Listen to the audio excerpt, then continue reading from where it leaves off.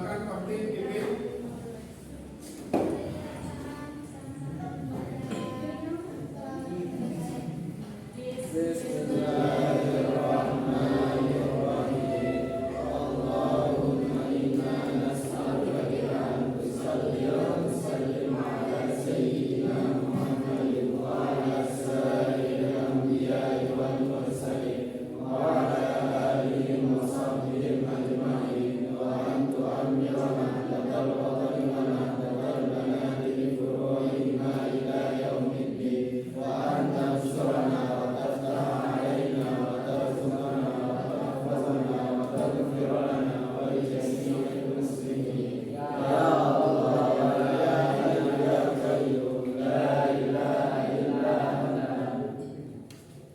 Assalamualaikum warahmatullahi wabarakatuh.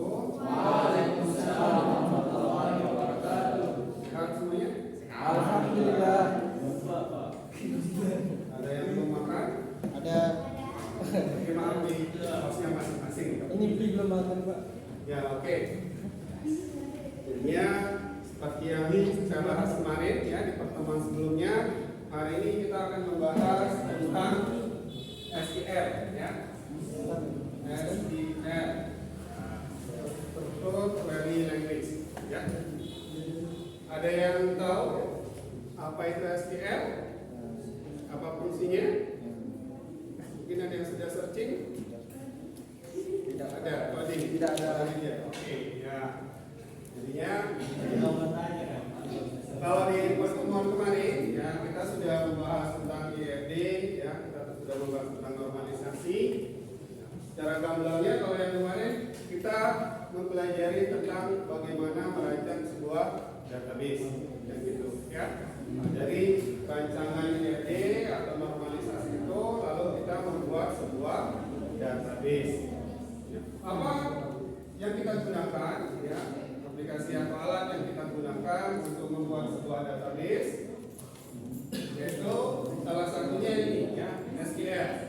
Kalau nanti Anda bisa cari ya, singkatannya adalah SQL, panjangannya Structured Query Language ya. Biasanya kalau aplikasi yang lain kan istilahnya coding ya. Nah, kalau di sini biasanya orang istilahnya query ya. Query-nya apa? Fungsinya SQL itu sendiri ya adalah untuk mengelola ya, untuk mengelola database. Antara itu nanti apakah kita mengelolanya untuk membuat ya, mengambil data, mengupdate data ya, atau mendelete data, dan juga mencari data ya di dalam database. Nah, sekarang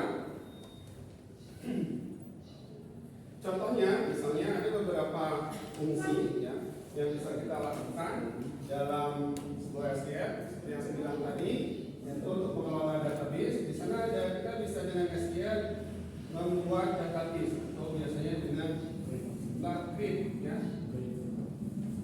Dengan SQL ya kita juga bisa menghapus ya atau drop istilahnya ya, drop artinya menghapus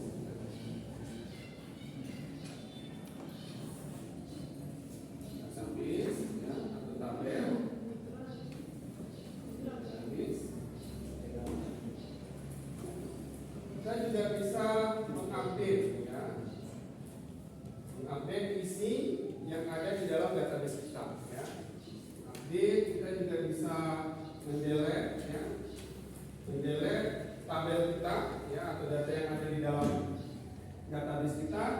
Kita juga bisa mencari ya, mencari data di dalam database kita.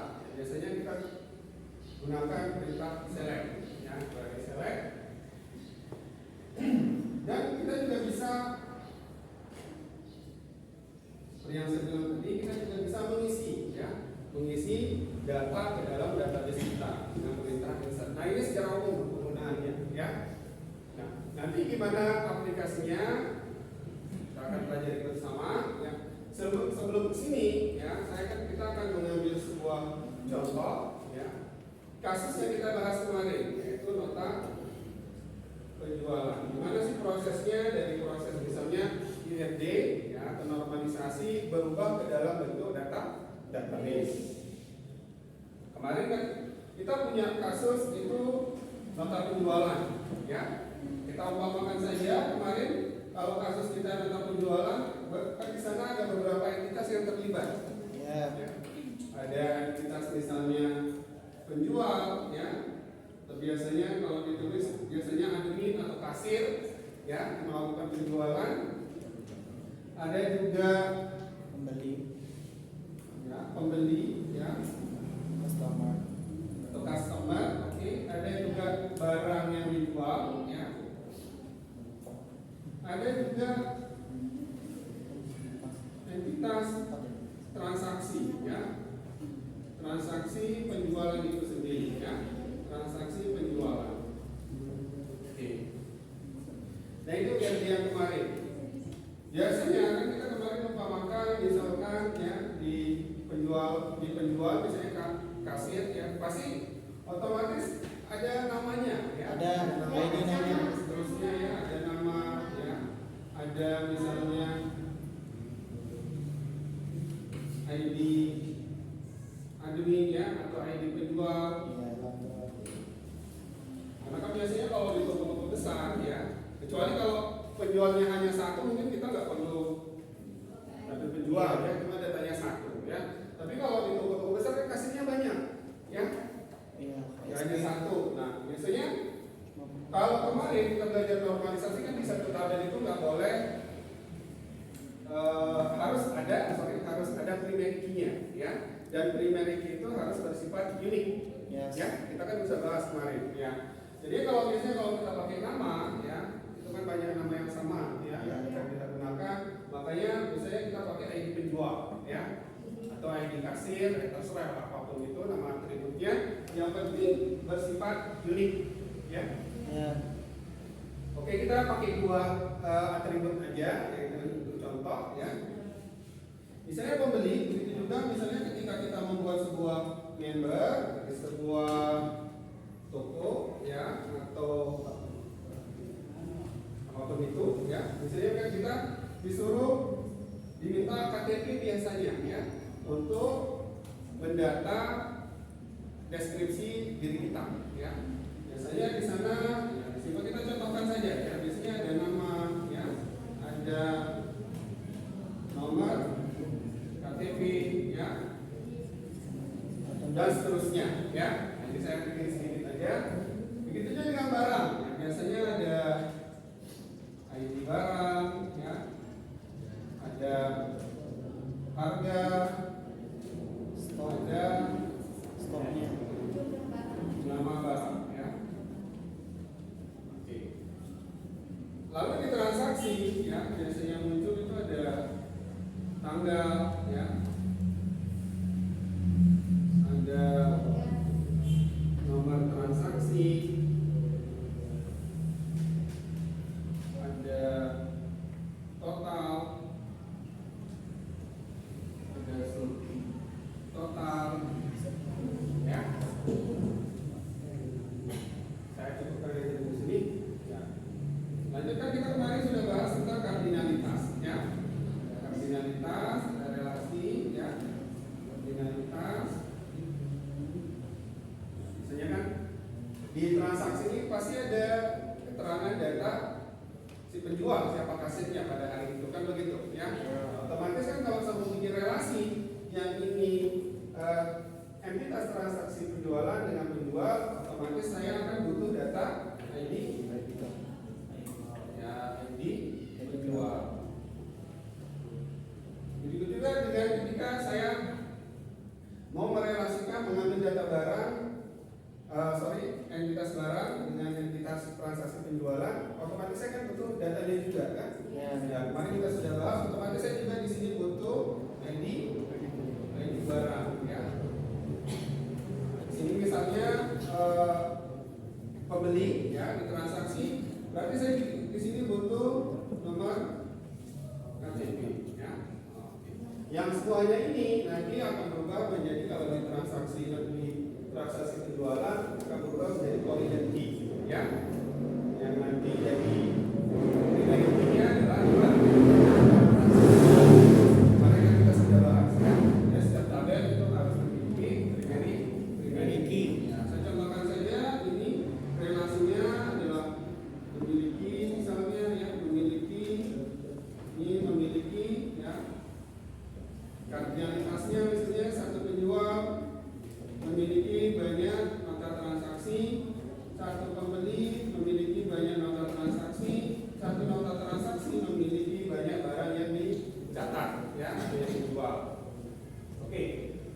dari sini, ya, barulah kita membuat tabel, kan itu, ya. Nah, biasanya cara gampangnya ya kita membaca sebuah IRD kalau kita rubah menjadi sebuah database, ya. Karena kan kalau database itu kita hanya berbicara tentang satu tabel, kolom dan baris. Itu aja, ya. Kita membahas tentang tabel, kolom dan baris. Ya, kalau kita baca dari sini, otomatis entitas ini pasti akan menjadi sebuah tabel. Ya, paham? Di sini akan entitas itu pasti akan kalau diaplikasikan ke dalam database dia akan berubah menjadi sebuah tabel, ya. Nah, atributnya itulah yang akan berubah nanti menjadi sebuah kolom. Isinya, value-nya misalnya nama barang, persodian dan seterusnya. Himpunannya itu, ya, satu baris itu misalnya himpunan dari nama barang, yaitu barang, harga barang, ya, yang satu baris. Itulah yang disebut dengan biasanya baris atau record, ya. Isinya, paham tidak? Ya, jadinya kalau kita umpamakan dari gambar IRD ini, ya, rancangan IRD ini, kira-kira, ya, kita akan buat berapa tabel untuk database kita? Ayo. 4 tabel. Berapa? 4 tabel. Ya, karena di sini ada berapa entitas? 4. Ada 4. Berarti akan muncul nanti ada 4 tabel. Tabel apa saja? Barang. Ini ada barang. Barang. Apa lagi? Penjual. Saksi. Ada penjual. Pembeli. Ada pembeli. Dan transaksi. Ada transaksi. Berarti di sini kalau tadi kita sudah punya tabelnya, ya. Kolomnya otomatis kalau kolom barang kalau dari contoh IRD ini ada berapa kolom yang akan kita perlukan? 3. Oke, ada 3. Itu kolom 1 ada Nama barang. ya. ID. ID harga. Ada harga. Ya. Begitu seterusnya, ya, paham? Nah, itu sederhana jadinya, ya. Nah, makanya makanya orang sebelum bikinan itu harus bikin ini dulu, ya. Biar pas nanti. Ketika Anda membuat tabel ada panduannya, nggak ngarang. Udah paham? Oke. Nah, sekarang pertanyaan yang saya sudah bikin nih. Oh iya, saya sudah bikin, sudah tahu tabelnya berapa, misalnya atribut apa yang akan saya pakai, misalnya, ya. Nah, sekarang yang terakhir, ya, sebelum lanjut, kita harus tahu dulu atributnya ini, ya, masing-masing atributnya tipe datanya apa. Ya, misalnya nama barang. Kira-kira jenis tipe data yang akan kita gunakan apa? Karakter apa angka? Angka. Oke, misalnya kalau angka, nama barang ada nggak nama barang 1, 2, 3, 4, 5, 6? Ada. Ya, pasti menggunakan guru. Paham nggak maksud saya? Ya, begitu. Ya. Nah, jadi harus pastikan dulu jawabannya sekarang nanti ketika mau bikin tabel yang seharusnya itu adalah angka, Anda setting menjadi huruf. Sama seperti yang saya kasih contoh kemarin, ya. Itu kan misalnya harga nanti, ya. Ini kan berjumlah pasti dijumlahkan, ya. Yes. Nah, otomatis kan ini harusnya tipe datanya adalah angka. Jadi kalau Anda ubah jadi huruf, misalnya ya ketika 1 tambah 1 kalau dia huruf berarti dia jadi 11, bukan 2, ya. Paham nggak maksudnya? Oke, makanya harus dipastikan dulu. Nah, selanjutnya kalau kita sudah bisa memastikan semuanya tipe data dari semua atributnya, yang selanjutnya kita buat adalah membuat database-nya. Gimana cara membuat database-nya? Ya, alat bantunya yang tadi saya bilang, ya, adalah SQL. Kemarin kan Anda sudah install exam-nya, ya. Nah, kita sekarang mencoba praktik gimana mengaplikasikan ini, ya, pengelolaan database menggunakan SQL, ya, cara membuat tabel atau database, ya, mengupload, update, delete, select, dan insert. Ya, yang pertama pasti yang akan kita lakukan adalah membuat database.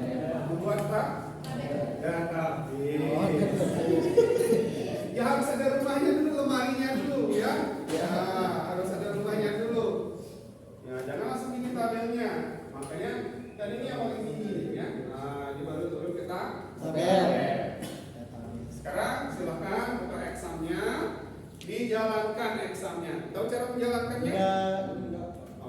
silakan buka examnya. Jujur saja. Udah buka examnya semuanya?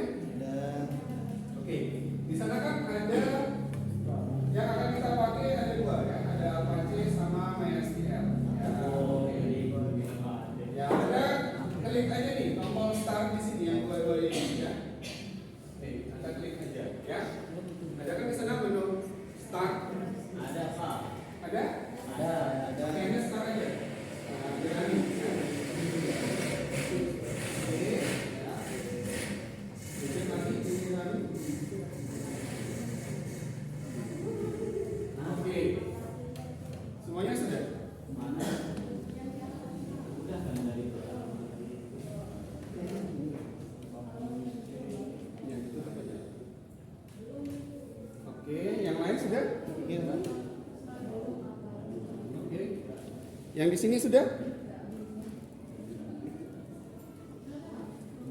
yuk.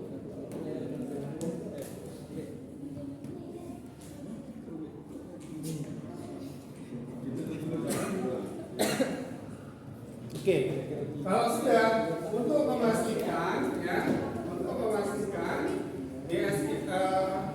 server MySQL kita jalan di server apa tidak, Anda silakan buka browsernya ya, terserah mau apa aja ya.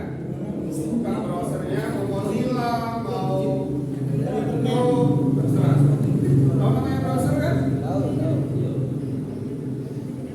Mana browsernya ini? Rosa benci. Mengenai apa itu? Ya, terserah mana aja, ya. Ekspornya dia. Terserah mana aja, mau pakai Chrome, mau pakai Firefox, ya. Iya, terus mana yang mana? Mungkin salah cara installnya. Baca monyet. Bisa dia. Wah, ada mau itu baca monyet.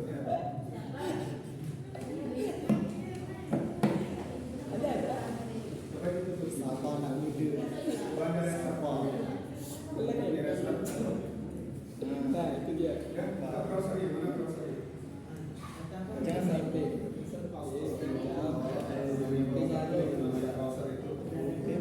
Nggak perlu pakai kuota, kita nggak perlu pakai kuota ini ya. Kan kita udah punya server lokal ya. Nah, kita jalannya di server lokal. Itu namanya Apache tadi ya. Sudah?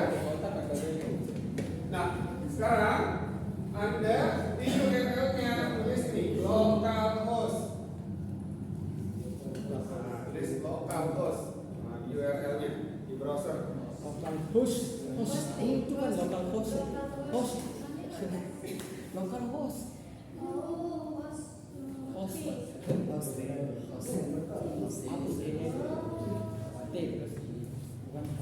Ya, malam ini karena nggak ada proyektor ya.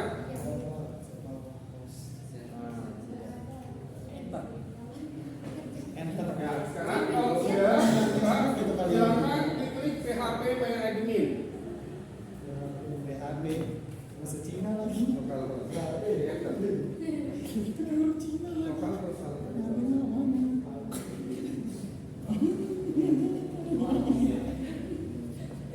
di sini URL di sini.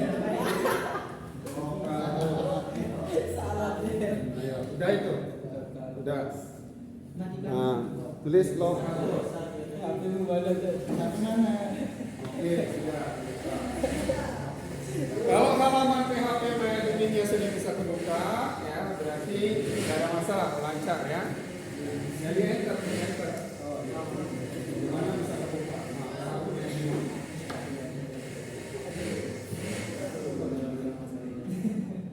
Oke. Ya, PHP MyAdmin.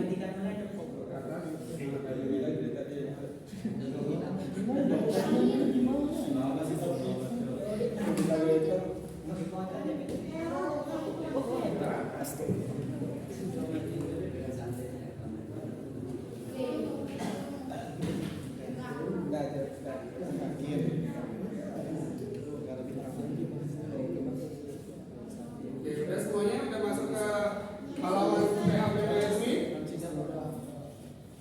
Nah, sekarang klik ada di sana. Ada tombol namanya SQL. Nah, ya, silakan.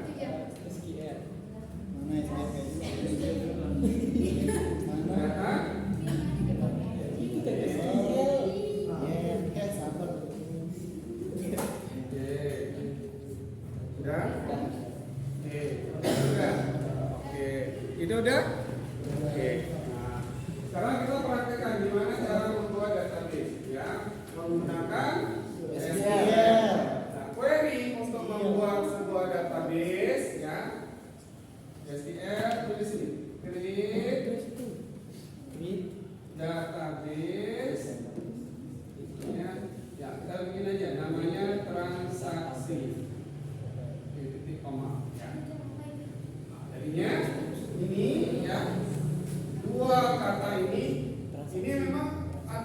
di sana ya, tulisannya memang harus seperti ini ya.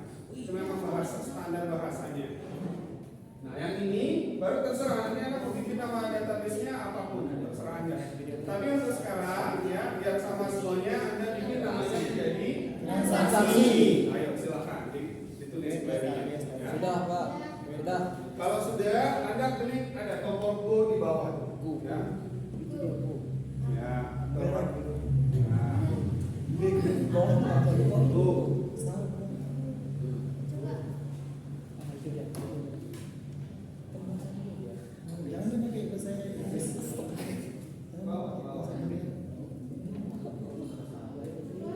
Nah, ini bawah ya.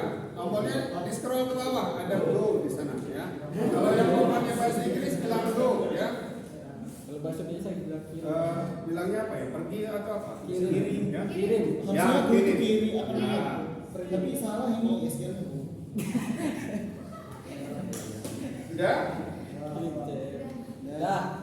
Kalau dia berhasil nggak ada error, query-nya pasti Anda lihat yang sebelah tampilan yang sebelah kiri, ya, pasti nanti muncul di sana database namanya transaksi. Error. Udah coba lihat. Baru aja Pak. Udah ya. Error, coba dari Salah betul di situ. koma, saya bilang, ya. Ingat, ya untuk mengakhiri perintah, ya. Pakai titik koma untuk mengakhiri perintah, ya. Ini kan titik koma biasanya. Sudah? Sudah. Sudah semuanya? Bahasa Inggris. Gimana selesaikan masalah ini Pak?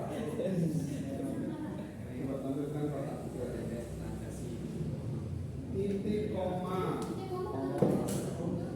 Belum dia kasih koma. Masih titik koma. Koma. Ya,